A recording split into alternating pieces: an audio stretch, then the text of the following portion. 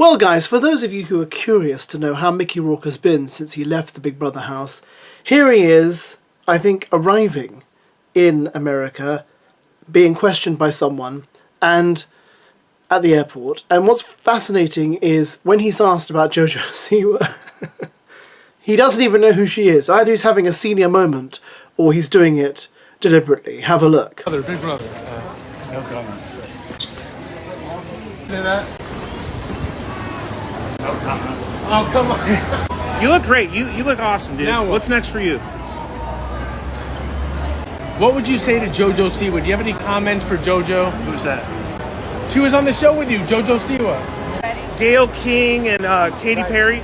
They went to space with Jeff Bezos' Blue Origin, and there's a there's a lot of backlash. We love your sound. By the way, you've always been the coolest to us out here. I want to give you a friendship bracelet. Now, what's also interesting is that he is apparently thinking of suing ITV for the way the whole Celebrity Big Brother thing was handled. Have a look at this article from TMZ. Now, I know it's TMZ, but it seems to be a fairly thorough look at what's going on. So let's have a look at it together. I think you'll find some of what's revealed in this really interesting. Mickey Rourke eyes lawsuit against Celebrity Big Brother for allegedly costing him big payday. Mickey Rourke may have got booted off Celebrity Big Brother, but he's not going down without a fight, as he's exploring legal action against the show for allegedly withholding money he feels entitled to, TMZ has learnt. Kimberly Hines, Rourke's rep, tells TMZ Mickey's team is currently speaking with lawyers in the UK and are weighing a lawsuit against ITV, the company that produces the show.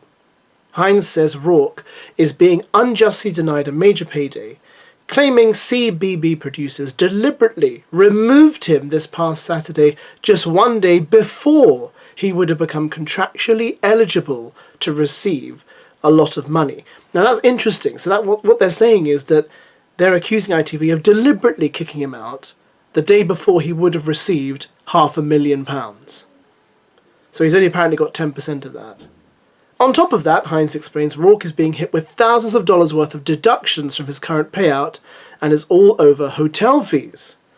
Hines claims Rourke was contractually promised first-class accommodations for him and his team upon arriving in London, but en route, ITV honchos apparently informed them they'd only cover hotel rooms up to £300 a night. Now, I've got to be honest, right? £300 a night in central London is not going to get you very far. I mean, rooms in Zone 1 of London, if you're going to a hotel, are going to cost you, I mean, if you get a really cheap one, it's going to be at least 180, I would say. So $300 a night, I mean, that's only what, 250, 60 pounds? You know, that's not much at all. Now, you know, you can get one, but it's not going to be particularly good. And also, these are supposed to be celebrities. These are supposed to be your stars, so you have to treat well. And if you treat them well, they're probably going to deliver more for you than they would if you treat them terribly. But maybe ITV don't understand that. The problem is Rourke had already booked a super swanky hotel for himself and his team, costing around $50,000 altogether, and now he's stuck footing the bill. Now, if he only got 10% of his $500,000 fee, that means all he's done is just paid a hotel bill and got no money. Rourke's rep is taking no prisoners, saying the reality show's producers are well aware Mickey's a verbal loose cannon, and they got exactly what they wanted from him before sending him out with barely a ride to the airport. That's not good. Sources with knowledge tell TMZ Mickey only did the show because he's in serious financial troubles and needed a check to pay off some debts. We're told Mickey has stayed silent thus far because he has dignity and is proud. As we reported, CBB released a statement on Saturday announcing Mickey and showrunners agreed to part ways due to his inappropriate language and poor behaviour. Rourke had made several offensive comments aimed at Jojo Siwa, which led him to receive a formal warning, and the final straw came when he aggressively confronted fellow housemate Chris Hughes. However, Hines says Mickey did not agree to leave the show and claims the show's statement is being used by ITV to strategically not have to fulfil their financial obligations. Mickey's rep says he wants to put all of this behind him, focus on making quality films and make his final comeback. But first, ITV needs to do the right thing and pay the money Rourke deserves. I told you it was interesting. So, they're being accused, ITV that is, of basically deliberately kicking Mickey out so they wouldn't have to pay him £500,000. So that was what the contract said. As you know, all the contestants have to stay in a certain amount of time to receive their full fee. If they get out too early, they get a smaller fee. They get a fee nonetheless.